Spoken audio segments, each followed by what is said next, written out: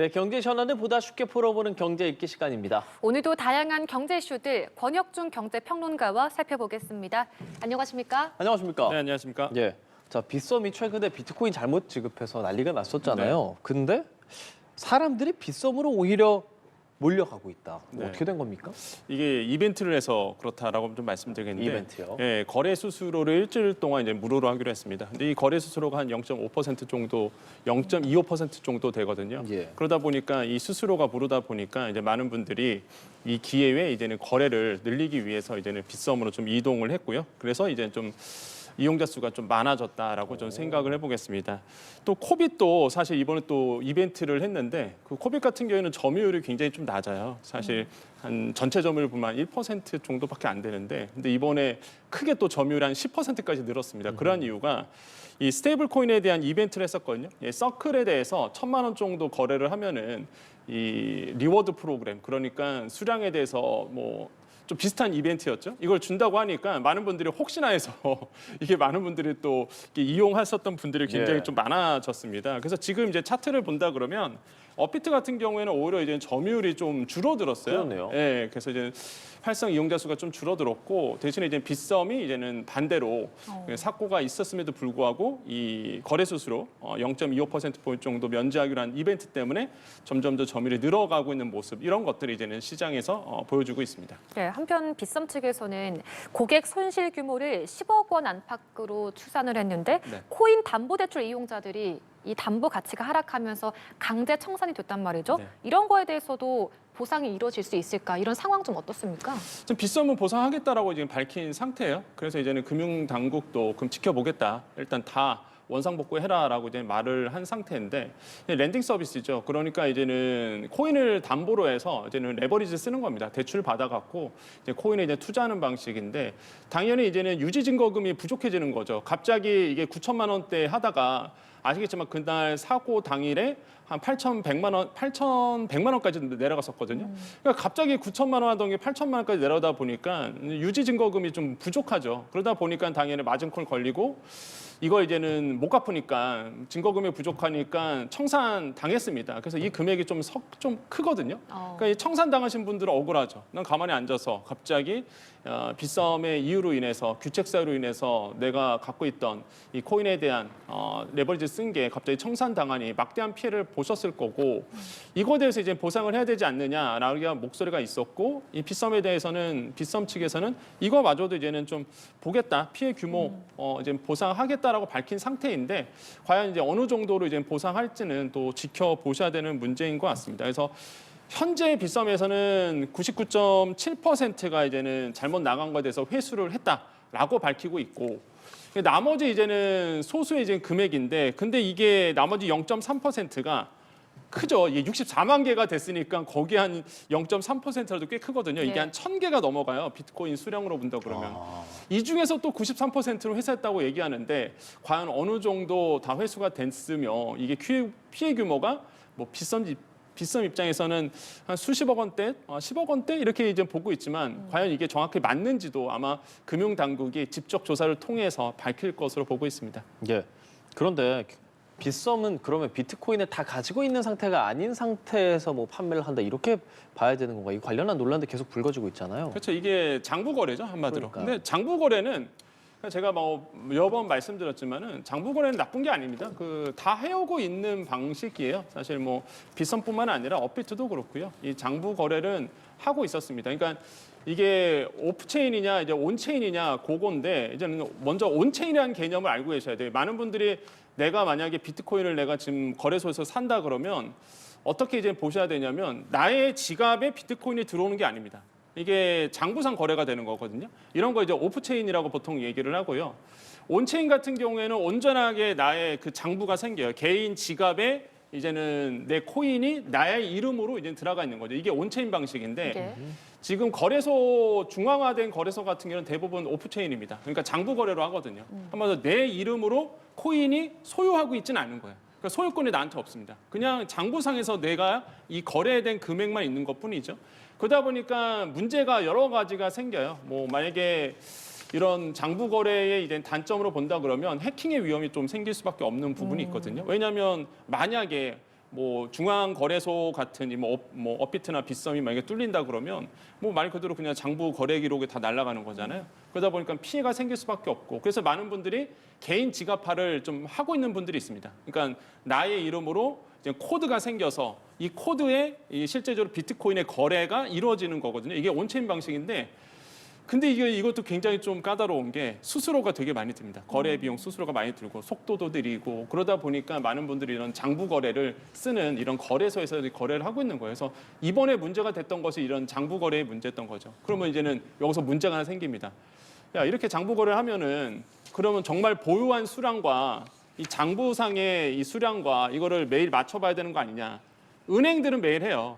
은행들은 아시잖아요. 은행원들 왜 늦게 퇴근합니까? 네, 남아서 맞춰야죠. 맞추거든요. 네, 맞아요. 실제 돈이 거래된 거랑 남아있는 거랑 이걸 맞추게 되는데 그러면 과연 이런 가상화폐 거래소들은 일 끝나고 나서 물론 이게 24시간 돌아다 보니까 힘들겠지만 이게 장부상 맞춰가고 있느냐 이거를 이제 보고 있는 거예요. 그러니까 지금 안 했다는 거죠, 빗썸은. 그런 것들은 안 했기 때문에 문제가 생긴 거다 보니까 이런 데에서 이제는 많은 분들이 이제 지적을 하고 있고 저도 이번에 깜짝 놀랐던 것이 야, 이게 언젠간 터질 줄 알았지만 또 너무 어이없게 사실 이게 좀 사건이 돼서 좀 뭐 저도 이제는 투자자 입장으로서는 굉장히 실망감이 굉장히 좀 컸다 이렇게 좀 생각을 해보겠습니다. 네, 그런데 그러니까 가상자산 거래소뿐만 아니라 말씀해 주신 것처럼 금융권 전반에서 이 장부 거래 방식을 쓰고 있잖아요. 네. 또 언제 이런 문제가 생길지 모르는 건데 뭐 관련해서 좀 필요한 개선 제도라는 건 또 없을까요? 아까 말씀드린 것처럼 투자자들이 일단 인식이 좀 바뀌어야 돼요. 그러니까 중앙화 거래소가 어떤 개념인지를 먼저 정확하게 이제 아셔야 되는 부분이 있습니다. 일단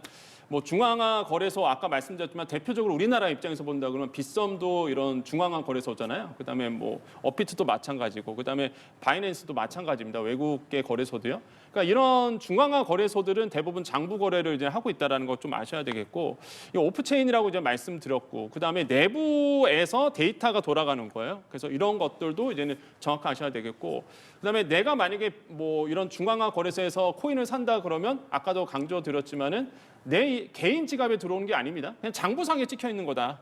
이렇게 이제 이해하시면 되겠고. 다만 이제는 아까 말씀드린 것처럼 이제는 장부 거래의 이제 체결 속도가 워낙 빠르다 보니까 대부분 이런 중앙화 거래소에서 거래를 하는 거고요. 저도 마찬가지고 아마 많은 분들이 그래서 이제 중앙 거래소에서 하고 있다라고 생각을 해봅니다. 그래서 단점도 아까 말씀드렸죠. 뭐 오류 위험이 분명히 있을 수밖에 없는 부분도 이제 말씀드리겠고. 그래서 정확하게 보셔야 되는 거는 이 소비자의 인식, 투자자의 인식이 내가 지금 온체인인지 오프체인인지 어떤 걸로 거래하는지를 명확하게 인식을 하셔야 되겠다는 걸 좀 다시 한번 좀 강조를 해드리겠고요. 저도 이번에 그래서 내가 투자하고 있는 것들을 그냥 개인 지갑으로 옮길까 이런 고민도 했어요, 솔직히. 그래서 개인 지갑으로 그냥 옮겨서 아니면은 뭐 토큰 형식으로 갖고 있던지 아니면은 그 코드가 있거든요. 이 코드를 내가 어디에다가 저장을 해두던지 이런 식으로 해서 개인 지갑으로 옮길까 하다가 옮기기에는 또 이것도 위험 부담이 좀 크거든요. 누군가가 그 코드 번호만 알면 그냥 통째로 날아가기 때문에 옮겨지기 때문에 그것도 힘들고 그래서 아마 지금 투자하신 분들은 많은 고민을 지금 하고 계실 것 같아요. 그래서 이렇게 우리가 좀 상황을 볼 필요가 있다고 말씀드립니다. 금감원에서도 인력을 충원해서 강도 높은 검사를 예고를 하고 있는 상황입니다. 아무래도 시장 질서 전반적으로 이번 사태를 계기로 좀 살펴보겠다는 거겠죠. 그렇죠. 이제 가상 자산에 대해서 지금 입법화 활동이 진행 중에 있는데 이번 사건을 통해서 과연 이게 제도권으로 끌고 올 수 있겠느냐. 굉장히 회의감이 지금 시장에서 불거지고 있고요. 이런 사태가 계속 벌어진다 그러면 과연 이 가상화폐를 제도권 화폐로서 아니면은 투자 자산으로서 인정하지 못하는 분위기로 갈 수도 있다라고 생각을 해봅니다. 그래서 가상 자산에 대한 이런 시세 조정 부분이라든지 아니면 지금처럼 어이없는 이런 사건 사고가 계속 일어나는 한 좀 어렵지 않을까라고 보고 있고요. 그러다 보니까 뭐 SNS를 통해서 허위로 이제는 뭐 공시를 한다든지 아니면은 뭐 아시겠지만 리딩방 통해서 이제는 사기 사건이 굉장히 많거든요. 이런 거에 대해서 이제는 조사를 하겠다라고 밝힌 상태입니다. 그래서 지금 아마 제도권 편입하기 위해서는 이슈가 되고 있는 게 하나가 있는데 이 거래소에 대한 대주주의 그 지분 소유를 15에서 20%로 제한해야 된다. 이게 약간 지금 좀 치열한 다툼이 있는데 제가 봤을 때는 이거 시장에서는 설득력이 있게 돼버렸어요. 지금 이번 사건을 통해서. 그래서 아마 더더 깐깐한 이제 규제가 들어올 수 있다라고 저는 생각을 해보겠습니다. 네. 자, 주제를 바꿔봐서 최태원 SK그룹 회장이 지난주에 미국에서 젠슨왕 엔비디아 CEO와 또 치맥 회동을 가졌다고 해요. 네. 지난번에 에이펙 때 한국에서 치맥 회동할 때 이때는 없었단 말이죠. 네. 근데 이번 미국에서는 한국의 치킨집을 또 찾아가지고 다시 한번 활동을 했는데 또 네. 어떤 이야기가 오갔을까요? 근데 역시나 HBM4에 대한 다양한 이제 공급망에 대해서 아마 얘기를 분명히 했을 거라고 생각을 해보겠고요.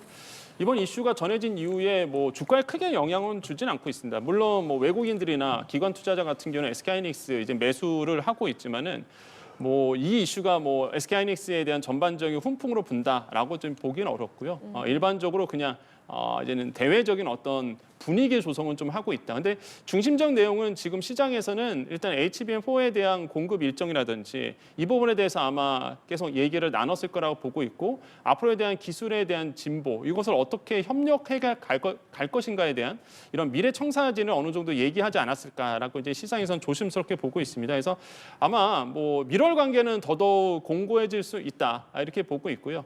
다만 이제는 주의해야 되는 부분은 지금 미국 안에서도 이런 AI에 대한 또 회의론이 또 나오고 있거든요. 그러니까 이게 끊임없이 이제 나오고 있다 보니까 왜냐하면 캐펙스 투자가 지금 너무 많이 되고 있다 보니까 과잉 투자에 대한 부분 이거를 과연 어떻게 해소할 수 있을까에 대한 이 의구점도 남아 있는 상태이기 때문에 투자할 때는 좀 조심하셔야 되나 말씀을 드리고 싶습니다. 예. 그리고 현대차 그룹이 준비하고 있는 휴머노이드 그 아틀라스 영상 보니까 백더블링도 하고 와 진짜 웬만한 인간보다 낫다라는 생각이 듦과 동시에 또 많은 국민들은 무섭다. 이거 어디까지 가는 걸까 이런 생각하게 될 것 같거든요. 어떻게 보셨습니까? 네, 저도 이제 백덤블링 하는 거 보니까요.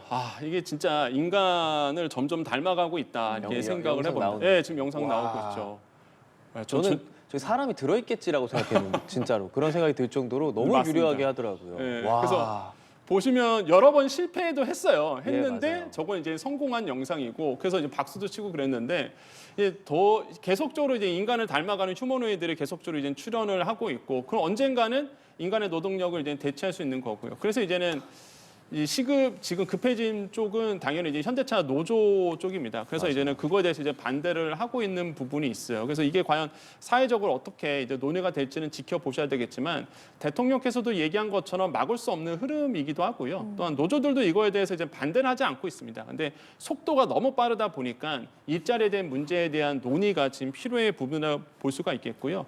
지금 보니까요, 뭐 연속 전신 제어 부품이라든지 아니면은 이렇게 컨트롤링하는 게 뭐 인간과 너무 흡수하다 보니까 정말로 이러한 속도, 일자리를 갖고 가는 속도는 점점 더 빨라질 거라 보고 있고 그래서 저는 제2의 러다이트 운동이 일어날 수도 있다는 생각을 많이 해봐요. 그러니까 뭐 산업혁명 때 기계를 부셨잖아요. 근데 이런 게 현대판 러다이트 운동이 아니라 로봇세죠. 예. 로봇세가 지금 얘기가 막 나오고 있거든요. 이거 로봇세가 나오면 현대판 러다이트 운동이 될 수도 있습니다. 그러니까 로봇을 이제는 투입한 공장이라든지 기업 입장에서 세금을 내게끔 하는 부분인데 또한 그렇게 된다 그러면 당연히 기술에 대한 진보를 또 막는 하나의 허들이 되고 장벽이 되다 보니까 이게 현대판 러다이트 운동이 되거든요. 그래서 과연 이 문제도 과연 우리 사회가 어떻게 또 소화해낼 수 있을지 이런 것도 이제는 고민이 되는 부분이라서 이제 시장입니다. 아틀라스의 이제 도입은 2028년부터 공장이 투입이 되고 본격적으로 되기 때문에 그 사이에 과연 이런 노사 관계라든지 아니면 이 로봇이 일자리를 대체하는 문제에 대해서 우리가 조금 선점해서 아젠다를 먼저 갖고 가서 이거를 국제적으로 좀 제시를 했으면 좋겠어요. 어차피 우리한테 다가온 일이다 보니까. 그래서 이런 거에 대해서 우리가 좀 지혜를 좀 모아야 될 타이밍이 아닐까 이렇게 보고 있습니다. 네, 사실 이제 뭐 공장 관련해서 지금 뭐 이야기가 시작되고 있는 거지만 이 로봇의 흐름은 어쨌든 막을 수는 없는 또 흐름상 네. 당연한 일인 것 같은데 그렇다면 이에 맞서서 인간들이라고 해야 될까요? 네. 우리는 뭐 어떤 준비를 좀 구체적으로 할 수 있을까요? 사실 지금 이제 논의가 되고 있는 건 그건 하나예요. 일단 로봇에 대한 투입은 흐름을 막을 수 없다는 건 누구나 네. 인정할 수 있는 그렇죠. 거고요. 결국에는 이제는 AI라든지 피지컬 AI를 활용할 수 있는 이런 습득 능력, 그다음에 활용 능력을 인간이 어떻게 키울 수 있는가에 대한 부분입니다. 이렇게 얘기하면 아마 시청자분들께서 so what, 그래서 어쩌라고 그러실 텐데요. 일단 지금 대학가에서 불고 있는 분위기를 좀 말씀을 드릴게요. 예. 일단 피지컬 AI는 대세잖아요. 그럼 이것을 이제 어떻게 활용할 것인가에 대한 공부를 지금 하고 있는 상태입니다.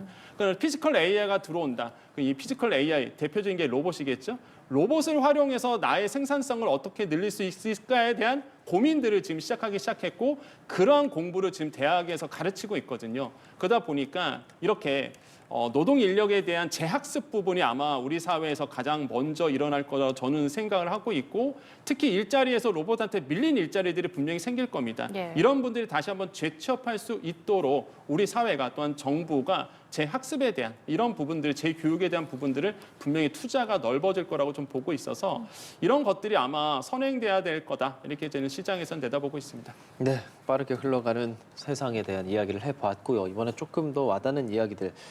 집값에 대해서 이재명 대통령 정말 요즘에 SNS 글 네. 많이 올리시더라고요. 좀 특히나 요즘은 등록 임대 사업자를 겨냥한 메시지들 어떤 내용들이죠?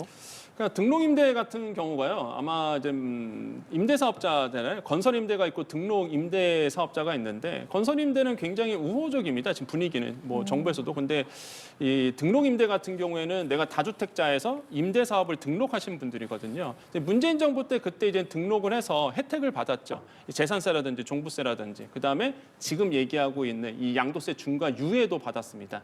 그런데 이제는 재산세 같은 경우에는요. 일단 만약에 내가 등록 임대가 끝난다 그러면 그 혜택도 사라집니다. 그런데 이 양도세 중과 유예 부분은 계속 갔거든요. 이게 그렇게 약속을 했기 때문에. 이제 이번에 이제 대통령께서 얘기했던 것이 아니 이건 좀 말이 안 된다. 어차피 등록 임대가 끝난다 그러면 사업자가 끝난다 그러면 이 혜택도 이제 종료시켜야 된다라고 얘기를 한 거고 이게 이제 정부가 지금 나서서 이런 다주택자에 대한 또 임대 사업자에 대한 이 중과 유예에 대해서 종료를 시키겠다라고 지금 얘기한 상태고요. 아마 제가 봤을 때는 정부가 의지를 갖고 있어서 제가 봤을 때는 아마 등록 임대 사업자에 대한 이 양도세 중과가 될 가능성이 큽니다. 그럼 이 주택자 기본 세율에다가 20%포인트죠. 3주택자 30%포인트다 보니까 굉장히 부담스럽거든요. 그럼 만약에 내가 등록 임대사업자라 그러면 이거는 물량 내놓을 수밖에 없게 돼요. 만약 그렇게 되면 빨리. 그래서 이런 것들도 지금 이제 논의가 되고 있고 근데 많은 분들이 그러실 겁니다.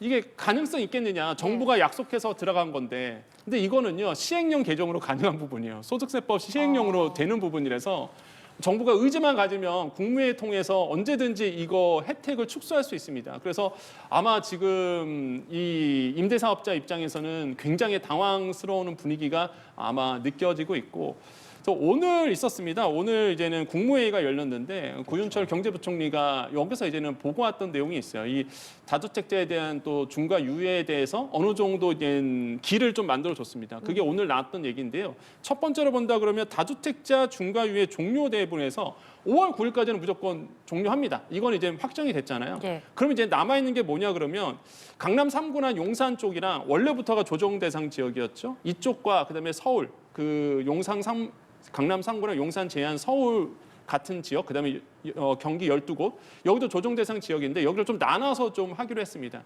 강남 3구랑 그다음에 용산은요. 일단은 계약 5월 9일 이후부터 4개월까지 잔금을 하면 일단은 유예 주겠다. 이렇게 얘기했고요. 그다음에 이제는 서울 유예제라든지 경기 12곳 같은 경우에는 6개월까지 잔금 또는 등기해라. 이렇게 이제 오늘 이제 보고가 된 상태고요. 또 하나가 가장 핵심이 전세 물건이었어요. 일단 조정 대상 지역이다 보니까 일단 매수하는 입장에서 보면 들어갈 수가 없는 거잖아요. 예, 일단 실거주는 해야 되겠는데 들어갈 수가 없다 보니까 그래서 오늘 이제는 경제부총리가 얘기했던 것이 이겁니다. 일단 최대 2년, 그러니까 임대차가 2년이니까 2년까지는 일단은 실거주 의무를 유예해 주겠다. 요게 이제 오늘 국무회에서 나왔던 얘기거든요. 그래서 이렇게 이 부분도 지금 또 시장에서 또 크게 얘기가 지금 오고 가고 있고, 그래서 저 오늘 나왔던 얘기를 방금 끝났던 얘기를 여러분께 말씀드린 거거든요. 네. 그래서 지금 이렇게 지금 흘러가고 있다라는 거 말씀드리겠습니다. 그래서 이런 것을 봤을 때 확실한 건 이거예요. 일단 다주택자에 대한 집값을 잡기 위해서 정부가 사활을 걸었다. 분위기가요. 일단 주식시장 살리는 거에 굉장히 드라이브를 걸었습니다. 지금은요. 이제 부동산 잡는 데 완전 드라이브를 걸었거든요. 제가 봤을 때는 서울 집값 어쩔 수 없습니다. 지금 아마 소폭 조정받고 떨어질 수밖에 없고 아시겠지만 얼마 전에 외국인들에 대한 또 우리나라에 대한 아파트 매수에 대해서 굉장히 어렵게 또 이번에 발표를 했습니다. 예. 자금 뭐 내역 이런 것도 자금 내역, 비트코인 뭐 판 거 다 보고해야 되거든요. 상단을 막아요. 이게 사실 우리나라의 고가 아파트 거래된 게 외국인들이 소량 갖고 있었단 말이에요. 그게 어느 정도 영향이 있었는데 이제는 그 하방을 지지할 세력이 하나가 딱 떨어져 나가는 거거든요. 그래서 제가 봤을 때는 서울 아파트 정부가 이렇게 강하게 의지를 갖고 있기 때문에 당분간은 아마 오르기가 굉장히 힘들고 굉장히 그 상방에 대해서 굉장히 제한적인 부분들이 일어날 수밖에 없다는 부분. 그렇기 때문에 만약에 내가 지금 부동산에 대해서 관심이 있고 투자하신 분들은 일단 지금 관망세로 옮겨갈 수밖에 없는 분위기다. 이런 분위기는 좀 체크를 해주시길 바라겠습니다. 알겠습니다. 오늘도 다양한 경제 이슈들 권혁준 경제평론가와 살펴봤습니다. 오늘 말씀 잘 들었습니다. 고맙습니다. 네, 감사합니다.